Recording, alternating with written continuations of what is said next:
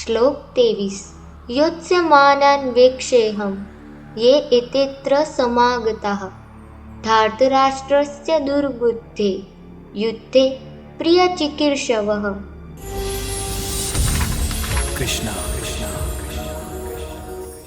આ શ્લોકમાં કહેવામાં આવે છે કે અર્જુન કહે છે, હે કૃષ્ણ, મારે એ લોકોને જોવા છે જે આ યુદ્ધ માટે અહીં એકત્ર થયા છે, અને ખાસ કરીને એ લોકોને જે ધૃતરાષ્ટ્રના દુષ્ટ પુત્રોની ખુશી માટે આ યુદ્ધમાં જોડાયા છે।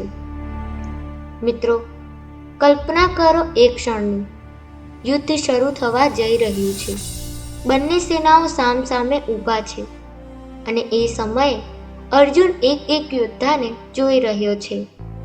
એ માત્ર સેનાને નથી જોઈ રહ્યો, પણ લોકોની નિયત સમજવા પ્રયત્ન કરી રહ્યો છે।